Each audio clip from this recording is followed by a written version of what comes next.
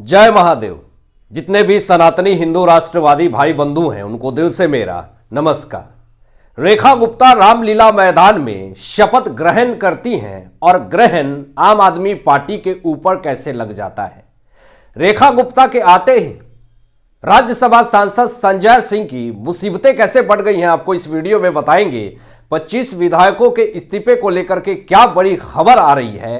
1.61 करोड़ रुपए की जब्ती को लेकर के भी जो बड़ी खबर आ रही है मैं आपको इस वीडियो में बताऊंगा। लेकिन सबसे पहले बात कर लें कि रेखा गुप्ता जैसे सीएम पद का शपथ ग्रहण करती हैं रामलीला मैदान में, नरेंद्र मोदी जी साथ साथ तमाम कैबिनेट के मंत्री वहां पर उपस्थित थे। और सबसे बड़ी बात यह कि जैसे रेखा गुप्ता ने शपथ ग्रहण करना शुरू किया वैसे ही पूरे आम आदमी पार्टी में भगदड़ मच गई। आरोप प्रत्यारोप का पूरा खेल चलने लगा, पूरा तांडव होने लगा। लोग वार पलटवार करने लगे।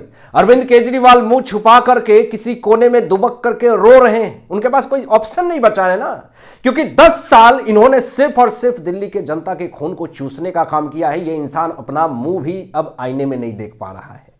खबरें आ रही हैं कि इसकी पत्नी और ये खुद दोनों मुंह छुपा करके अपने परिवार वालों से भी मुलाकात नहीं कर रहे हैं। सिचुएशन ये है, जैसे रेखा गुप्ता सीएम पद का ऐलान होता है, विपक्षी गिद्ध की तरह नोचने के लिए आता है। रेखा गुप्ता के ट्विटर अकाउंट पे इनके पीआर भद्दे भद्दे कमेंट और इनके पुराने ट्वीट निकाल करके वायरल करना शुरू कर देता है कि ये देखो रेखा गुप्ता ऐसी हैं वैसी हैं। तमाम ऐसी अटकलें जो गिद्ध की तरह विपक्षी विरोधी करता है वो करता ही रहा। नोच करके खाने के लिए विपक्षी जो है वो पूरी तरीके से तैनात था, लेकिन कोई फर्क नहीं पड़ता है दोस्तों, कोई फर्क नहीं पड़ता है। इन लोगों की घटियापंथी और इन लोगों की नीच हरकत, यही नीच हरकत की वजह से आज विपक्ष कमजोर हो रहा, कांग्रेस का अस्तित्व खत्म हो रहा, आम आदमी पार्टी पूरी तरीके से सत्ता से बाहर हो गई। मुश्किल से एक स्टेट में सत्ता बचा है, वो भी खत्म होने वाली है। लेकिन आम आदमी पार्टी का कैसे पूरा खात्मा होने वाला ये आपको बता रहा हूं। सबसे पहले तो जेड कैटेगरी की सुरक्षा मिली रेखा गुप्ता जी को। उसके बाद रेखा गुप्ता आते ही एक बड़ा ऐलान कर देती हैं, और वो ऐलान क्या है कि एक यमुना सफाई का मुद्दा और उसके बाद शीश महल का मुद्दा ये दिल्ली विधानसभा चुनाव में सबसे बड़ा मुद्दा रहा। तो जैसे ही रेखा गुप्ता सीएम पद का शपथ ग्रहण करती हैं उसके बाद कहती हैं, सबके मन में ये एक जिज्ञासा थी कि आखिर शीश महल का क्या होगा। उसको नहीं हटाया जाएगा, उसको नहीं तोड़ा जाएगा, उसके ऊपर बुलडोजर नहीं चलाए जाएंगे। शीश महल जिस तरीके से कुतुब मीनार, लाल किला और ताजमहल आप देखने जाते हैं, उसी तरीके से अरविंद केजरीवाल के भ्रष्टाचार का, कुकर्म का महल शीश महल म्यूजियम बनाया जाएगा। यह ऐलान दिल्ली के मुख्यमंत्री रेखा गुप्ता ने कर दिया है। अब जैसे ही शीश महल को म्यूजियम बनाने की बात आई सामने, पूरा आम आदमी पार्टी बौखलाने लगा, क्योंकि आम आदमी पार्टी के कुकर्म, पाप पूरी तरीके से शीश महल में भरे हुए हैं। एक एक दीवार शीश महल के, एक एक करोड़ों रुपए के पर्दे, वियतनाम के मार्बल, सारे गवाह दे रहे हैं चीख चीख करके कि देखो कोरोना काल में इतने सारे लोग मरे थे, उसके पैसे हैं। ये सारा घुस लेकर के बैठा है ये पैसा। ये पाप का जो महल बना रखा अरविंद केजरीवाल ने, पूरे देश की जनता को जाकर के देखना चाहिए। मैं खुद जाऊंगा, विजिट करूंगा कि आखिर शीश महल के वो दीवारें क्या बोलती हैं, अरविंद केजरीवाल कैसे वहां पे रहता था, जकूजी कैसे यूज करता था। ये सारा देखने का विषय है दोस्तों। और ऐलान करके रेखा गुप्ता जी ने कि शीश महल को म्यूजियम बनाऊंगी, यह ऐलान करके अरविंद केजरीवाल का राजनीतिक करियर पूरी तरीके से समाप्त कर दिया। दूसरी चीज, रेखा गुप्ता आते ही एक बड़ा ऐलान करती है कि जिसने दिल्ली को लूटा है, जिसने दिल्ली के जनता के पैसे को लूटा है, उसके एक एक रुपए का हिसाब देना पड़ेगा। और मोदी जी ने तो चुनावी जनसभा में यह ऐलान पहले ही कर दिया था कि जिसने लूटा है उसको लौटाना पड़ेगा। और यह सच में आम आदमी पार्टी आपदा बनकर के दिल्ली में आई थी। जैसे ये आपदा गई, आम आदमी पार्टी गई, दिल्ली की हालत बहुत अच्छी होने लगी, हवा अच्छी होने लगी, सड़कें अच्छी होने लगी, यमुना की सफाई होने लगी।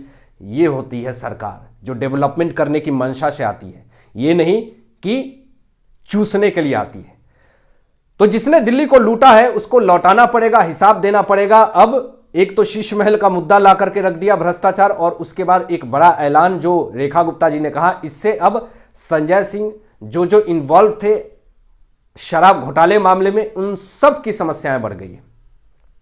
और एक बड़ी कार्रवाई यह भी कि जो इन्होंने आरोप लगाया था दिल्ली विधानसभा चुनाव के वक्त संजय सिंह ने कि हमारे विधायकों को बीजेपी 15-15 करोड़ रुपए देकर के खरीदने की कोशिश कर रही है, इस पर अब सख्ती जता दी गई है, इस पर अब कड़ा एक्शन ले लिया गया है और संजय सिंह का जेल जाना तय हो चुका है। एक तो शराब घोटाले का मामला, दूसरा कि आपने 15 करोड़ रुपए झूठे आरोप लगाए, इसके बारे में आपने कोई सबूत पेश नहीं किया, और तीसरा एक बड़ा ही कंट्रोवर्शियल स्टेटमेंट दे दिया कि बीजेपी दिल्ली विधानसभा चुनाव अपने धनबल और वोटर लिस्ट में गड़बड़ी के कारण जीती है।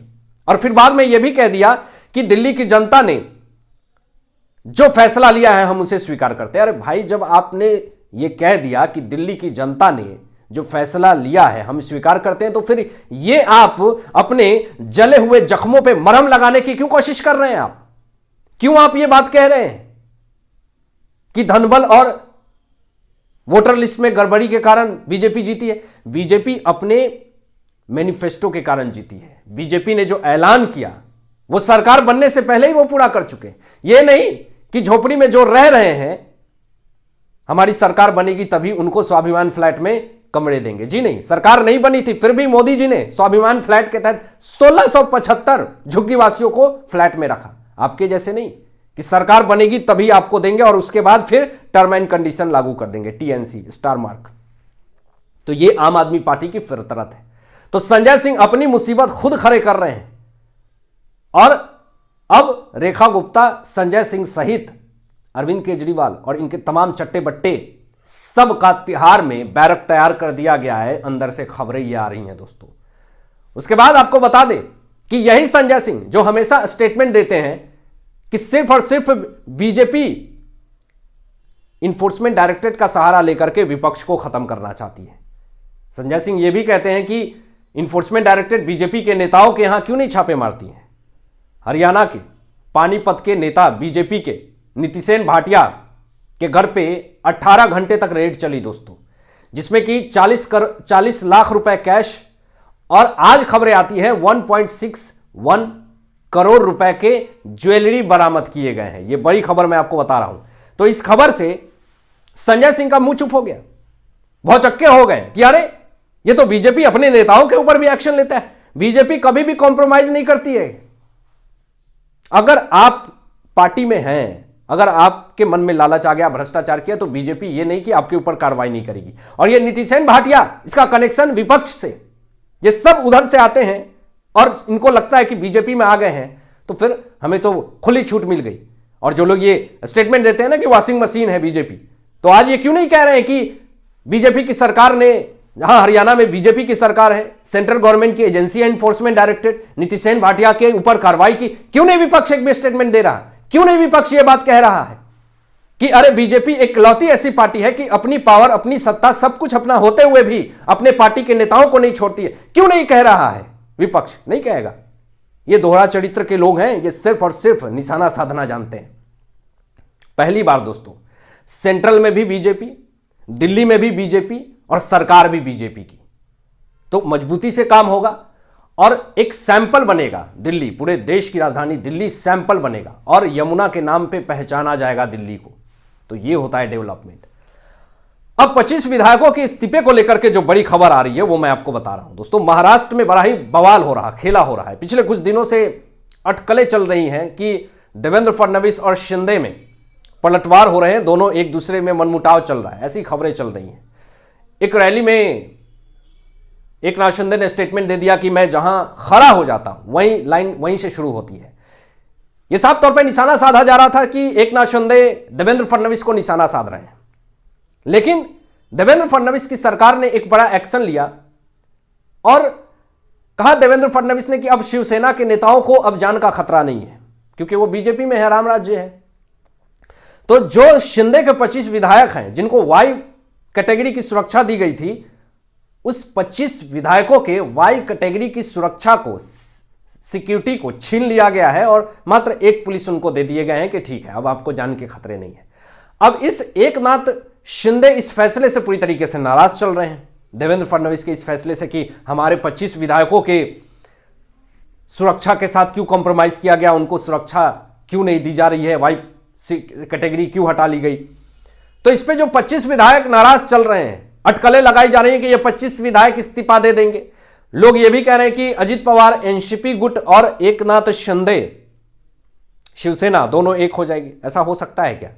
ये विपक्ष का एक एजेंडा है दोस्तों, कोई फर्क नहीं पड़ता है अगर एकनाथ शिंदे चले भी जाएं, ये तो शुरू से फूफा बने हुए हैं। जब मुख्यमंत्री इनको बनना था, मुख्यमंत्री, अरे भाई आपने ही ये कहा था कि जिसके पास जितने ज्यादा विधायक होंगे, जिसके वर्चस्व में रहेगी पार्टी, उसी का मुख्यमंत्री बनेगा। आपने स्टेटमेंट दिया था ना, तो फिर आपके मन में ये लालच कैसे आ गई? लालच मत कीजिए, जो नियम कानून बने हैं उसी पे चलिए।